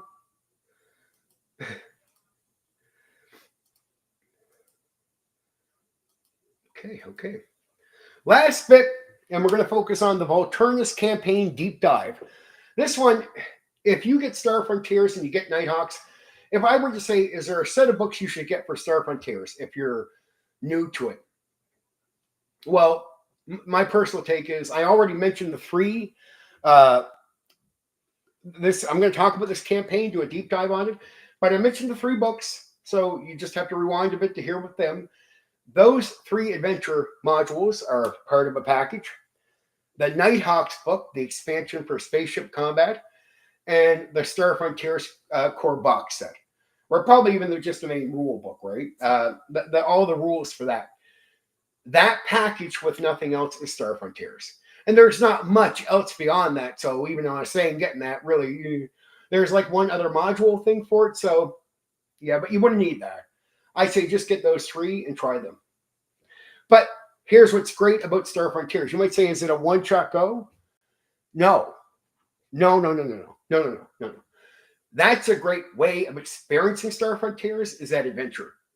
But it is like D&D. With the amount of stuff in there, if you sit down and actually read it and you read about these enemies, it is really not hard to come up with like a lot of your own ideas. So it does feel a bit like that in the D&D way. If you sit down as a referee DM and you're reading through it, you won't be some guy saying, man, I don't know what to do with this. Trust me, read it. You can't help but come up with ideas. And that's a good thing. Wish it would have sold better, but that's a good thing. So a lot of games out there are guilty of, man, beyond that, I really don't know what to do. This is not one of them. If you want one storyline that defines Star Frontiers, it is the set of Volturnus. This was TSR's attempt to create a multi-module epic campaign similar to what they did with Against the Giants or the Dragonlance DL series, but for science fiction. The 3 modules, I'm going to mention again, form a continuous story. Volturnus, Planet of Mystery, Star Spawn of Volturnus, Sundown on Star Mist. Now, the first 2 come out in 1982. Star Spawn, Sundown on Star Missouri came out in 1983. Together, they tell the story of discovery of the planet Volturnus, first contact with an alien civilization, and a hidden invasion plot. So this is where the Caesar are going to come in. The premise: corporate exploration gone wrong. Got to bring the corporation gimmick in. So this is going to involve a lot of things. The campaign begins with a typical sci-fi setup. The mega corporation Skrill Corporation launches an expedition into the newly discovered planet Volturnus. The goals: survey the planet, discover resources, establish possible colonization routes, investigate native life. Player characters are hired as a part of an exploration team. Then we go into some trope type of shit. Then everything immediately goes sideways. Their ship crashes. They are stranded. Haven't heard that one before. Communication with civilization is gone. Haven't heard that one before. This instantly turns the campaign into survival on an alien world. There's nothing wrong with these things because we're not real storytellers in that way. We need things that make for good, fun gaming. Tropes in that in storytelling might seem bad because you're watching and you're like, yeah, I seen that. But when you're going to play a game, we should never look at tropes the same way because tropes for us are used for what we do playing the game. So a trope might be boring in the aspect of watching the movie or reading the story. But if it continuously provides good gaming, then we should never look at it the same way. I'd always get mad when I'd hear people go like, man, aren't you sick of starting at the end? I'm like, not if it works and it's fun. Like, you can say what you want, but it's like, hey, you're at the end. Like, you do a variety of things you say. But are the players talking? Are they socially interacting in the end? Are they and getting to know their characters? Are they all nervous as players? Yeah, then we don't give a fuck. What are we? We're not storytellers. So it doesn't matter. Tropes to us we're doing things to create a gaming experience for players. So tropes actually create fun gaming experiences where in a story or a movie, they might be boring to repeatedly see, right? Or read. I always thought that was weird when I would hear tropes criticized by one of us. And I'm like, no, those things develop fun game stuff. That's why we keep using them. And they keep working. So it's, I'm getting sick of this. Well, there might be just some shitty game master that's not making that part of the game fun. Or for whatever reason, I met a lot of guys, and I don't want to get too far off of this, but I think this is an important point because this is something I thought about when I was doing the stream. And I got to this part, like doing this up. I don't understand the criticism of tropes because it is a mindset of someone criticizing storytelling. But if you have a problem with it as a gamer, you screw up the fun yourself. If I put you in the end, what's the point of what you're doing there? Bringing the characters together, talking, getting used to what's going on, the basic shit before you start at the door, right? Well, your job is to not worry about where that starts. It's to worry about actually interacting with the other players and their characters. We're starting at the end. Why do you give a fuck? Talk to the characters and shut the fuck up. We're not telling a story here. We're playing a goddamn game. Trope doesn't matter. Sit there. Focus on playing the game. What are you watching a fucking movie or reading a thing? Well, then why the fuck would a trope matter to you? We're gamers. That is not an issue for us. Tropes work for us. We're not anti-trope. We're pro-trope. There's nothing wrong with the continued in thing as long as it works. And what I mean works is as long as no matter how many times you do it, if players start there and they start talking and everybody's talking in character, having a good time,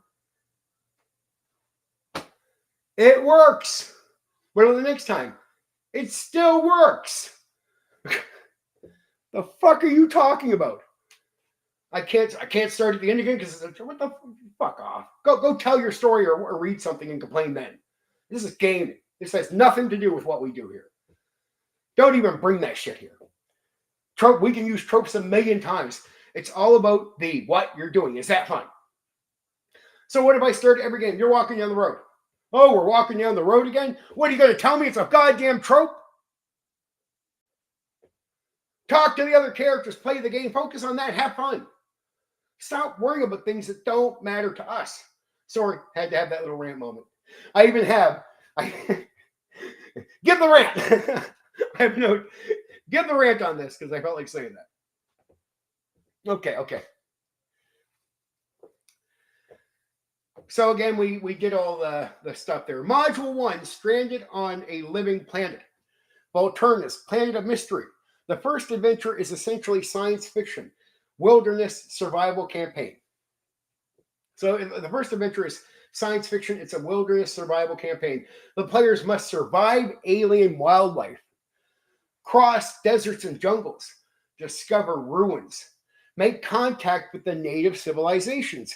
Unlike many TSR adventures, this one heavily emphasizes exploration and discovery. Volturnus is filled with strange life, crystal creatures, desert predators, energy beings, alien plant life. But the biggest discovery is this: Volturnus is not primitive. Multiple intelligent species live there. So when they get there, it's not like, oh man, are you like still living in the caves? No, dude, I got home. Oh, well, you do. You can speak. Yeah. Okay. Sorry. Yeah, you're thinking you're going to show up and meet the cave guys. Like it's just some guy there in a, like an actual dressed like normal. Like, Yep. Yeah, it does. You're right there, Steve. The box set is good to get. It's always a good starting point. Of course, they have a bit of an adventure to start there, so that makes sense, right? The native civilizations. The players discover several intelligent races. The most important are the Orna. The Orna are highly intelligent amphibian beings. They're actually an ancient advanced civilization. So they're advanced, right? Survivors of a technological collapse. Long ago, they possessed advanced technology, star travel, sophisticated science, but their civilization was destroyed by a disaster. Now they live in a reduced state, but still retain knowledge of their past. They become the player's primary allies. So when you meet them, they'll be the ones that offer you help. Be kind, like be reasonable with you, not be your enemy, not start conflict with you. The Almor. These are large, primitive humanoids, tribal desert dwellers. They resemble something like barbarian nomads on the planet. At first, they seem hostile, but players can gain their trust. They eventually become military allies. The Kurabanda. That's the Kurabanda. These are small arboreal creatures, tree-dwelling hunters. They are suspicious but intelligent. They help players navigate dangerous regions. The hidden enemy. As the story unfolds, the players learn something terrifying. Volturnus is under a covert invasion. The enemy is the infamous alien race known as the Caesar. Cathar. The Cathar are parasitic worm-like aliens, as I said already, masters of infiltration, known for controlling victims through brain manipulation, as I've already detailed. They are secretly kidnapping natives, conducting experiments, preparing planetary takeover. Volturnus is being used as a forward invasion base. So they're going like they're there to take over that planet, then to come after you. Module 2, The Secret War, Star Spawn of Volturnus. By the second module, the campaign shifts dramatically. It becomes a resistance war. The players must unite the alien races of Volturnus, organize defenses, investigate the Caesar operations, discover hidden bases. This module is interesting because it is part of diplomacy, part diplomacy, part espionage, part warfare. players essentially become planetary resistance leaders. So you show up, these people are who they are, but they're not ready for a war, right? And it's going to go to the player characters, right? Good luck with that, guys. They must build alliances between the races that normally just distrust each other. So even though they can get with these barbarian nomad types and the tree dwellers and the more advanced group that's already there, these groups do not come together on their own. They'll deal with you coming in, but then you got to convince them to deal with each other, to team up against this one main enemy. Module 3, the final battle. Sundown on Star Mist. The third module moves the story off the planet. The players discover the Cathar invasion is being coordinated from a space station called Star Mist. The final mission becomes infiltrate the Cathar station, destroy their command structure, destroy their command, or prevent the invasion fleet. This is essentially Star Frontier's version of Death Star Raid. Players move through laboratories, alien corridors, command centers, security zones. The campaign ends with the destruction of the Star Mist base. Volturnus is saved. Why the Volturnus campaign is important. One of the TSR's first sci-fi campaign arcs. It's like one of the big ones, right? Before this, most sci-fi RPG adventures were isolated missions. This is them trying to show you that Star Frontiers is more like D&D, and there's so many things to do with it. Instead of pigeonholing you into one thing, making it simple like that, they didn't do that. 2, it emphasized exploration. Instead of dungeon crawling, players explored a planet, discovered alien cultures, learned about ecosystems. It felt more like classic planetary adventures than anything else. And in it, the main bad guys are the major villains. It helped establish the Cathar as the primary enemy faction of Star Frontiers. So it's just these are the main bad guys. They became the setting's reoccurring threat. It showed TSR could do sci-fi adventures. The campaign proved TSR could build strong sci-fi settings, large adventure arcs, and they could do alien diplomacy stories. And they want to do this. The adventures are meant to show up things so you could make your own and know that you weren't just pigeonholed into one type of adventure. Again, everything is surrounding that. Even the Nighthawks, as much as it brings the ship combat to it, it also brings more freedom for players to move from one place with their characters to another. A lot of movement and openness. And to me, that really, again, leans into that replayability and ideas, multiple ideas for adventuring and stuff like that. Why old school fans, and this is the last part, still talk about it. Among Star Frontier fans, the Volturnus adventure is remembered because it does several things very well. It mixes exploration, diplomacy, and combat. The alien races feel unique. The mystery unfolds gradually. The stakes escalate naturally. Players start as stranded explorers. By the end, they become the heroes who save the entire planet. So this is a game about heroes, and you sort of really play up to it. The progression is classic TSR adventure design. Well, that's almost 2 hours. Now we're down to casual time. I hope I did okay on that one. I really like Star Frontiers, and I really wanted to make sure people knew enough about it that they'd be like, man, that sounds pretty cool. It's replayable. It's not a pigeonhole game, and it's something there that's simple to play. I hope the simplicity sells just like it did. It should have back then, right? So automatically you'll know it's not hard to play. It's not hard to run as a game master, not hard to play.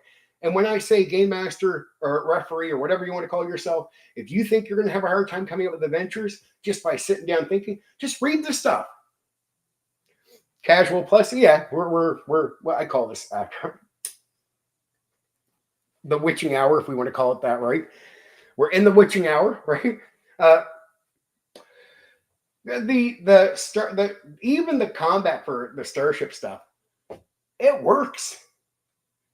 Like if you want to do starship shit and go and even more stuff, and if you like miniatures, it's not all theater of the mind. Even though, and I love this about it. It's old D&D in this way. It, it's optional to do the miniatures, but you can, and it has the things for it. Cool, but you can do pure theater of the mind. I love that it just has both. Right? I would hate because I would personally not like if it was only miniatures. But guess what? I ran it with miniatures. I only did it for the bigger battles, and we did some of them, and the players loved it. And I mean, I didn't mind it. It's just not my cup of tea. I could have still done pure theater of the mind even with the bigger battle. I felt personally because I can remember everything. But at the same time, I just I didn't. I did the. I went ahead and just okay. Let's do minis. When I say minis, though, we never used miniatures. We just so sorry to say miniature, but you know what I mean. I used pieces like you would use miniatures, right? Just different little colored chips that I got, and this would be these guys, and that would be you. you're the red team. They're the blue team, and it would be different sizes of pieces depending on the type of things you were facing, right? But I like the laser guns. I like the guns, and I like that you could. It's just like I remember Star Trek. There's a moment in one of the Star Trek movies where Picard is facing the Borg, and they keep coming up with ways of defending against the weapons that they're fucking drawing out, right?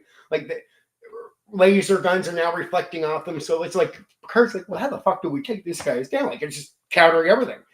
At one point, he gets to this like museum area and he sees like his old gun with it still has bullets, and he's like, screw it, breaks the thing open, gets the gun, and it works. And you're like, wait, did he just take just a modern day thing and just like gun the Borg down like shit? I was like, that's fucking awesome.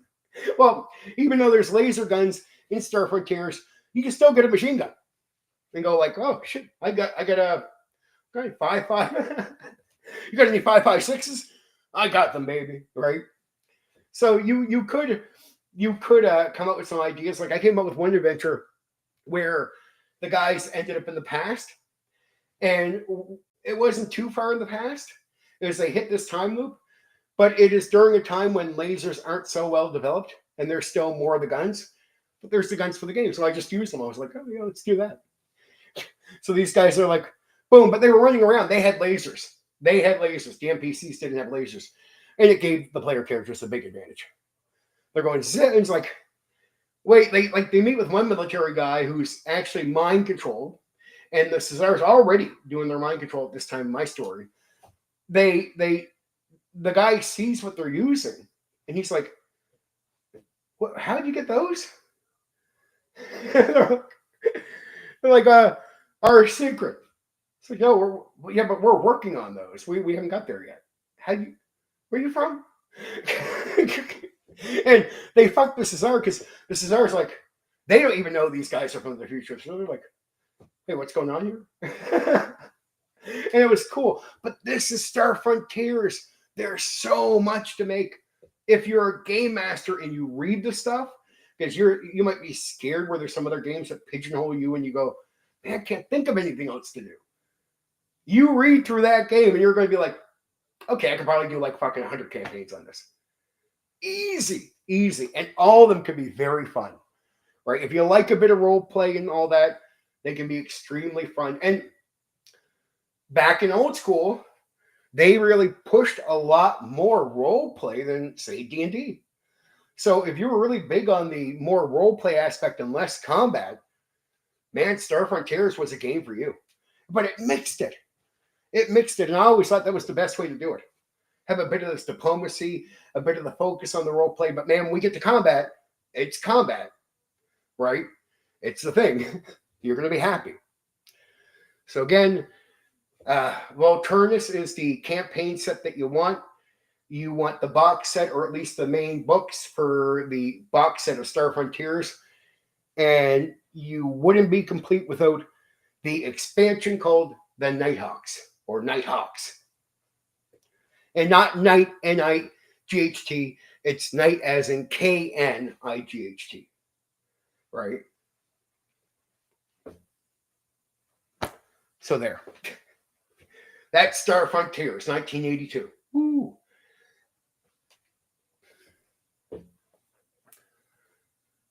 I mean, I don't mind simple. There's some things I look at it like they could have been a little bit more complicated, but I guess in a way, maybe they were right. Because I don't like Traveler. A lot of people like Traveler. A lot of people give me the weird look like, hey man, Steve, what do you think of Traveler? Sucks. Really? Yeah. Because I don't like how players take that game in early. I just don't. And I don't find it to be as replayable. And I like replayable games. I like games where if I'm going to invest, I feel like I want to get more than just one run with them. So I would be disappointed when we would get to like a game where I'm like, I purchased it and I come back, I'm like, we do one run with it. And even if I could think of other ideas, the players are like, nah, we're done. Like, really? So then I get several different groups with it, but it was just sort of sucky because it was hard to get, even though I DM multiple groups all the time, it was hard to get certain players because I always call like my core players. I always had a few players that would be around that would jump into a lot of my campaigns. So I can guarantee this guy comes in, fills a need, and he fills the needs, and these guys are going to be experienced. It just wasn't the same with Traveler. Those guys wouldn't play 2 or 3 times. They play in like one thing and be like, yeah, dude, I think I'm done for about 10 years. And then 10 years later, they might try Traveler again. So it was like, I like Star Frontiers because it was like, I was hoping, like D&D, this thing is replayable. And it is. I think so many people still went back to D&D because they say Star Frontiers was competing with Traveler. I'm like, no. Star Frontiers was competing with TSR's other game, D&D. And sadly for Star Frontiers, with D&D players, D&D won. Or in some cases, other games won out, like Palladium. See, a lot of people criticize certain Palladium games today. I don't know if guys know. When I was growing up, Palladium games were in. People weren't as bothered by the janky rules and the gameplay as people think they are. Like, many people love the game the way it was. I hear a lot of complaints nowadays about that system, like the Palladium systems, the gameplay. That wasn't a big issue for a lot of people back in the day. They loved Palladium. There was a loyal Palladium fan base that followed it, and you'd say this is janky. They're like, no, I like that. Really? Yeah. And then I really thought about it. Why do I have an issue with that thing? I'm comparing it to D&D, ain't I? Because some of the Palladium guys never... a lot did, don't get me wrong. But I met a lot of guys that came in later after Palladium finally hit them. Like, they had customers at first which were D&D guys. But later they started drawing in a big crowd, pretty big crowd of guys that were D&D people. And when you talk to them and they had no D&D experience, they did not have the same comparison problem. And I realized it's like, oh shit, so if you're going to touch D&D and you don't have that expectation, suddenly that thing is cool with you? Eureka. Wow, like, okay, I get it. I get what I'm doing. I'm comparing it to D&D. I'm doing it unknowingly. And a lot of people do this unknowingly with other games. If you're a D&D person, you will unknowingly walk around and go, let's see. Yeah, that game sucks. And you'll see a bunch of people that like it that never played D&D. You're like, I don't get why they like it. It's because they're not comparing it. Right? So, in a way, sometimes I do think Palladium took a hit for that. I think we should try as D&D people our best to judge a game for what it is instead of comparing it. But I think we're doing it without knowing we're doing it. Right? Because the second I meet somebody who has not played D&D playing another tabletop role-playing game, their view of games are different all the time. So, in old school, the D&D world, that's where we're hearing from OSR guys, our D&D people. You'll hear a lot of similar criticisms about certain games like Palladium games. Go find a real crowd of non-D&D people and then ask them, do they have the same opinions that our YouTubers and other people have about these games? And it probably will shock you. They do not have an issue with this, and the other thing. They actually think the game rules are completely fine for Palladium. I know guys that love Robotech, even though personally, as a D&D person, I love Robotech. I love the work they did bringing together. I think Palladium, they did such a good job that you could never make, another company couldn't make a Robotech game without being accused of taking something from them, because they got permission. They got permission from the fucking group itself that was making Robotech and the people behind certain magazines and information to use all the information in that game. It's almost like you can't even make a Robotech game without taking the Robotech stuff Palladium did. The rules were, I call janky. But I like the concept. And I did play it a lot. I played the Robotech Palladium a lot. I liked Heroes. There's a difference. I talked about this the other night with GM Cody. If you want a game from Palladium that doesn't feel as janky as some of the other Palladium games, Unlimited Heroes or Unlimited Hero. You want to get that game. It's more than just a hero game. Now I got to tell you, when I first tried it, it was. I heard the name on Hero Unlimited Heroes, but I was like, so what are we doing? We're gonna like do mutants and Teenage Mutant Ninja Turtles. And I know there was a Teenage Mutant Ninja Turtle thing before, but there was a lot of homebrewing with Unlimited Heroes, and you could do mutant stuff. And I was like, okay, let's try it. Let's try something like that. It wasn't like exactly Teenage Mutant Ninja Turtles, but it was in that mindset of, humanoid animals, stuff like this. And it was really cool, right? And you could actually do that with the game. It wasn't just a hero game. But that game has a lot of ways of, I find personally, taking some of the janky rules that are there and just not making them feel so janky to some of your other options. Just saying. So if you're not a Palladium person, Heroes Unlimited might be something you want to check out. Personal experience. That's an opinion, not a fact.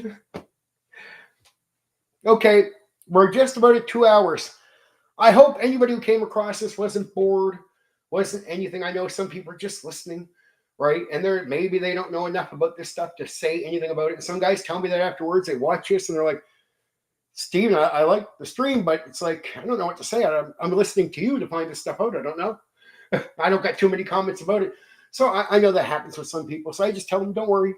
It'd be nice to have some more chat sometimes, but have your coffee, have your tea.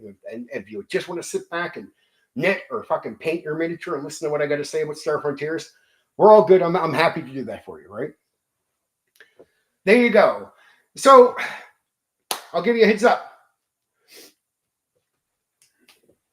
I'll soon be doing a stream outside of these, where I'll be doing some casual streams where it's just game talk, but it's just going to be talk instead of doing the script thing. So I am going to mix a few of those in this year, where it's just about us talking about gaming together as the audience and me, and not me reading something, not me just covering a setting. But don't get it wrong, I'm going to be doing a lot of that this year. I'll keep trying to improve, like the name Sathar. My jaw fucks up on that name. You noticed all night. I couldn't hide it, and I've already told you about this stuff, so I'm not going to keep explaining what's going on. I think you just know. So because of that way that word goes, if my jaw isn't working too well with me, which it wasn't tonight, I can have a hard time hitting that one because of the way I got to say it right. It's nothing I can do about that. But I think I got it right most of the night, but I can hit. I fucking. It's irritating to hit stuff like that when you're reading through stuff, right? Where it makes me feel like I'm tripping up a bit because I'm trying to repeat the word, but I just want to keep reading. It's like, Well, that's good, Black Rose. I'm glad it wasn't. I try not to just hang on the word too long. And I didn't want to keep powerfully pronouncing it to the point it was annoying, right? Like I just wanted to say it as quick as I could, be in the more casual zone. But I do like the villain. And like it's a mix of the drow, a mix of this. And being on that planet doing the adventuring, bringing these guys together, that adventure is so awesome. Like, geez, like I'd even say it's worth just getting it for that one. I would actually argue, yeah, if you did nothing else with Star Frontiers and you can get it at a decent price, get that stuff. Get the set for that adventure, right? And just go with it. Play it out, because then you get to encounter them. And I think you realize even more after that is, man, you could do so much with this game. So much.